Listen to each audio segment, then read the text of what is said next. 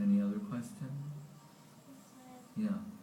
I was just thinking about this earlier, and I couldn't really quite come to an answer myself. So, in the past time, Nrsimhadev and Prahlad Maharaj, and Prahlad has such strong faith that his Lord is everywhere, even inside the column.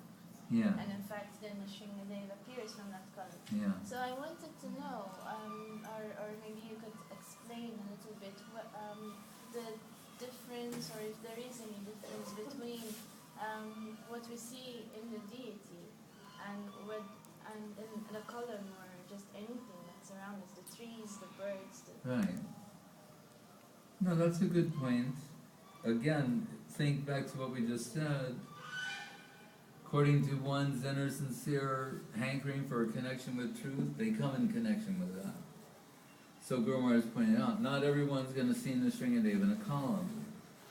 Right? He's not going to jump out of a column. That's for Prahlad Maharaj. It means some particular quality of devotion in him that's generating this kind of a response. So, and it's more than in the general sense. And Brahma Samhita says, Andan Tarastam Paramanu Chayantarastam. That in the Paramatma aspect, he's within everything, in every column, in every atom. But this is not that.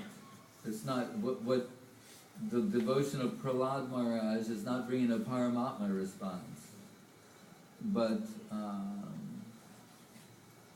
Nrsimhadev, which is inconceivable to us. But if we look in the Bhagavatam, we're told that he wants to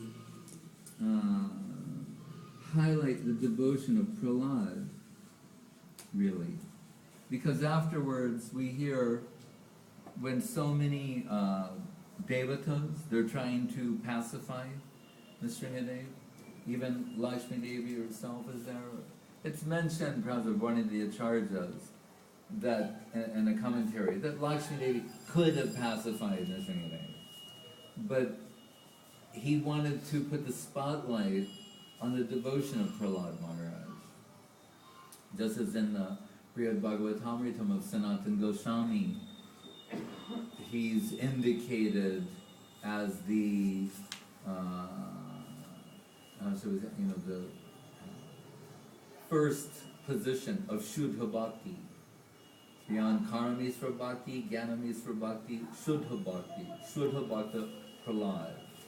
That when Nrsimhadev is ostensibly offering him something, like, oh, you went through so much trouble for me. And Guru Maharaj pointed out that, that he said, we learned different things from the pastimes of Prahlad Maharaj. One thing we learned about his depth of devotion when he was a child in school, like when all children learn the alphabet.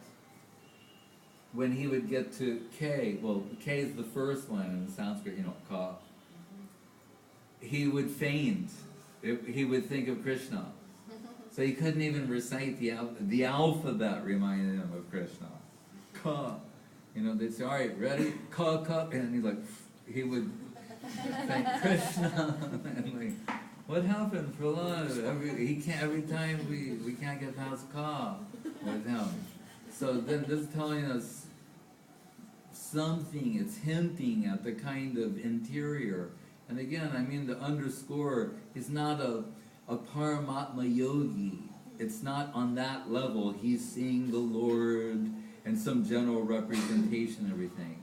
Or in some bogus, Bengali, Vedanta, Vivekananda type thing. One man was telling Swami Maharaj once, God is everywhere, so why do we have to go to the temple, And Swami Maharaj, he said, so then you're saying God is everywhere except the temple. Right? That's what we should get from this. Right? The only place you won't go is the temple, because God's everywhere, but he didn't show up in the temple.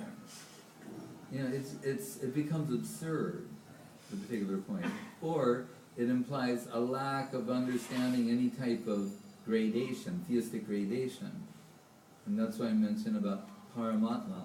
So the Paramatma aspect, we're told, smaller than the smallest, andantarastam paramanuchayantarastam, permeating everything. But that's not how Krishna is present in the deity. Right? And that's not how he was present in the column for Prahlad Maharaj. But another thing Guru Maharaj told us about Prahlad Maharaj, he said we learn from his pastimes that if you dedicate yourself to Krishna, you're going to be tortured. You're going to have to endure all types of suffering from your family, friends, society, things like that. Like once he said, they're not going to have a parade, that you've decided to give up the world and pursue devotion to Krishna.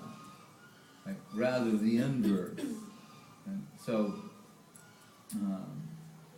at any rate, and interestingly, one of the famous slokas of Prahlad Maharaj is right on this point. Ironically, you could say, because it's Nate vitu svartakatim hi Vishnu durasya ye bahir artamanina. Right? Where he's saying, they, I mean, in this context, it's almost humorous, because he's saying, they fail to realize that the real thing is internal and not external. That's what Nate vitu svartakatim Vishnu means. Durasya ye bahir artamanina. That the real thing is internal. And considering that's kind of the highlight of this pastime, it's underscoring this point. But when it comes to the deity, so deha dehi vivero yam nesvare vijite kocha. This is how Krishna is appearing, just as you see before him. Not that he's within the deity, he is the deity. He's chose to appear in that way. So we're trying to cultivate that kind of vision. Srila Guru Maharaj is telling us that really our position, it's almost like a mock fight, because with live ammo, you could say, because really the deity is there, but we don't appreciate that. We're, because of our being riveted to the mundane. But under the guidance of Guru Vaishnava, we're proceeding.